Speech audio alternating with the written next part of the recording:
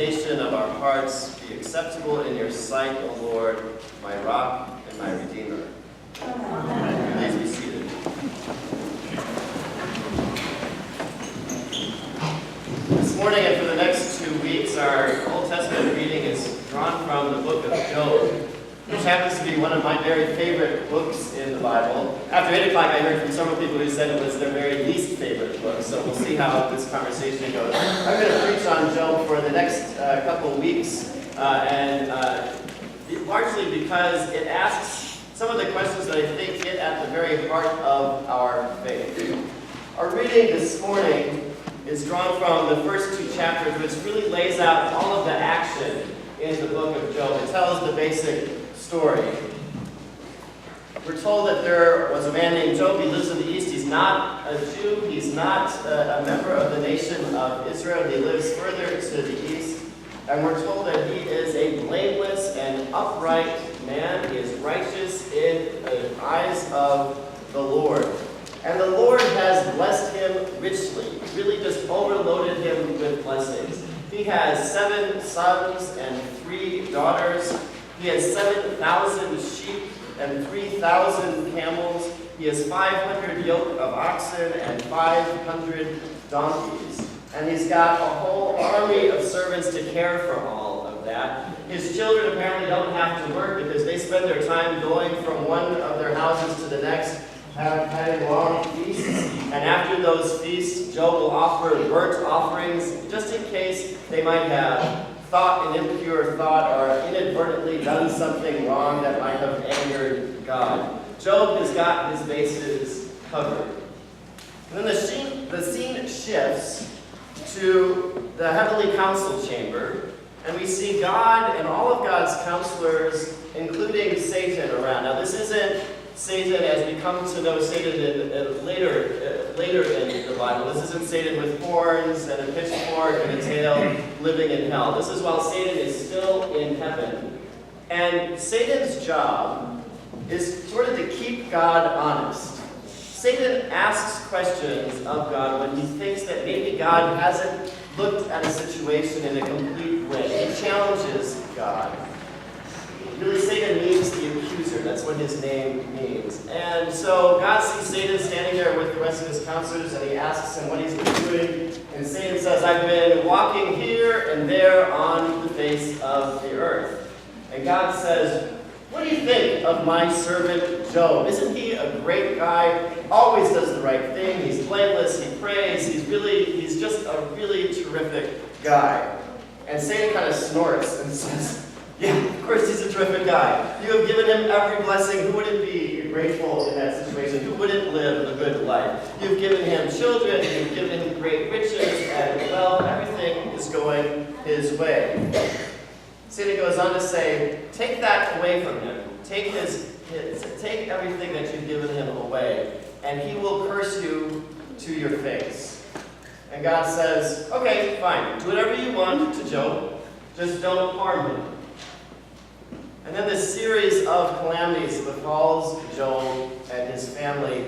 And Job is sitting in his house, and in runs a servant kind of out of breath, and he says, the Sabaeans, a neighboring country, came and they killed all of your oxen and donkey, and they killed all the servants who were tending to them. I'm the only one who survived and managed to get here to tell you about it. And he's just barely gets that out when another servant comes in, breathless, and says, Job, I'm sorry to tell you that the fire of God descended from heaven and destroyed all of your sheep and the servants who were tending them. I'm the only one who survived to get to here to tell you the news. And another servant rushes in and says, the Chaldeans, another neighboring nation, came and slaughtered all your camels and killed the folks who were tending to them. I'm the only one who survived to come and give you the news. And a fourth servant rushes in and says, Job, I'm sorry to tell you this, all your children were gathered in your eldest son's house. They were having a feast, and a great wind came up, the pillars of the house collapsed, and the roof fell on all 10 of your children and killed them, and all the servants who were tending to them. I'm the only one who survived to come and tell you this news.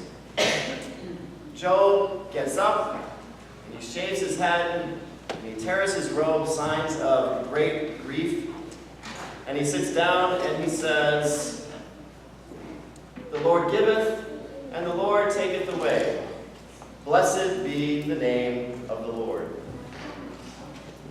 The scene shifts back to the heavenly council chamber, and we see God and God's counselors gathered around, and there is Satan, and God asks Satan, "What have you been doing?" And Satan says, "I've been walking here and there on the face of the earth." And God says, kind of bragging, "What do you think now of my servant Job? You've taken everything he has away from him, and still he praises my name." Satan thinks for a minute and says, "Yeah, you've taken all of his material possessions away, but people will do anything to hold on to their health. Take away his health and he will curse you to your face." And God says, "All right, do whatever you will to him, just don't kill him." And Job is afflicted with horrific, hideous sores all over his body. He picks up a piece of pottery to scrape his sores with. He goes out and he sits in a pile of ashes. And his wife has just had it at this point. She says to him, "Look, you're going to maintain your integrity in the face of all this? Why don't you curse God and die?" And Job says, "No, if we're going to accept the good from God, don't we also have to accept the bad? Blessed be the name of the Lord." I suspect that one of the reasons that 8 o'clock parishioners don't like this story is it presents a picture of God that is deeply unsettling, isn't it?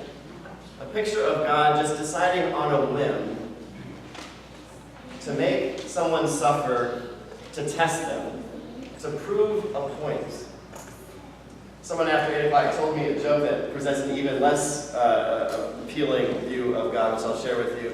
There was a man who was living a good life with his wife and children, and there was a terrible fire, his house burned down, and his family died. He moved to another town, started over again, had married again, had more children, and they unfortunately were all killed in a car accident. At this point, he decides maybe having a family is not the thing to do, and he moves to a deserted island in the middle of the ocean. And he builds a small hut, and he creates a life for himself there. And along comes a tsunami and wipes everything out. The man drops to his knees and he says, why, oh Lord, why do you punish me like this?" And that kind of cartoon-like arm of God comes down out of the sky and points at him and says, "I don't know, there's just something about you I don't like." It's a less appealing view of God than the one represented here in the book of Job, but not much less appealing. This picture of God who chooses on a whim to make a point with Satan the accuser, to allow all of the suffering to befall an otherwise righteous man. Hard to believe that is a God worth worshiping. That said, this story is familiar to us. We see this played out in the world all the time.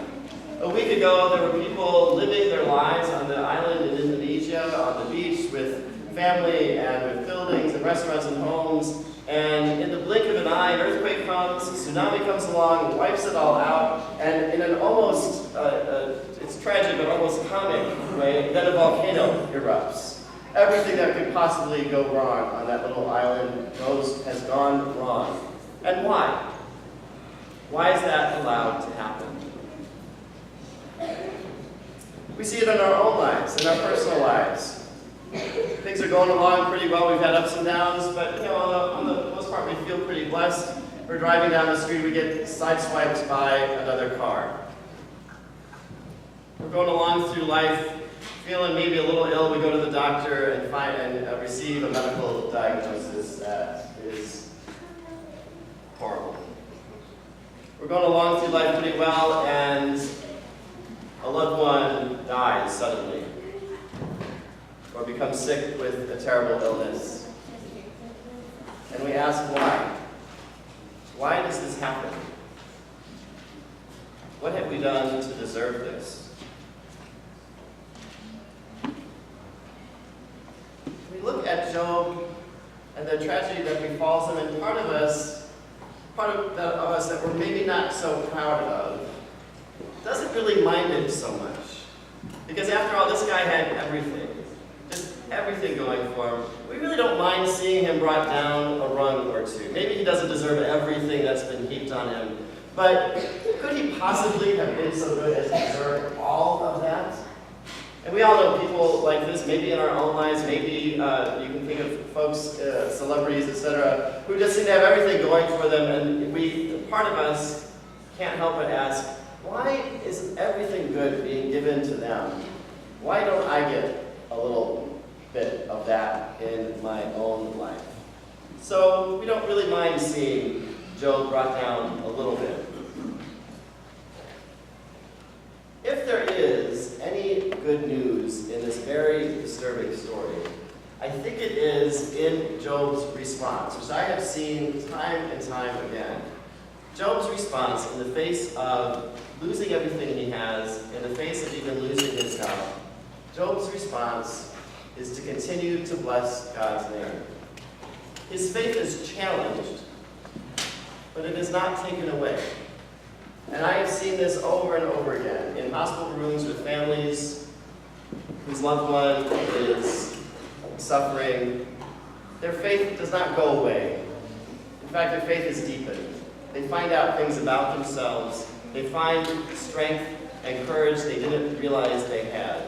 They find reservoirs of faith that they were unaware of. In the face of tragedy, in the face of bad news, we find that our faith endures. And that is a great gift. And that may be the only good news in this short little story about Job. I pray that as we go through our lives, as we hit those ups and we hit those downs, that we will continue to praise the name of the Lord, that we will continue to hold on to our faith, that we will find that in the face of adversity, that it is deepened and broadened, that it is more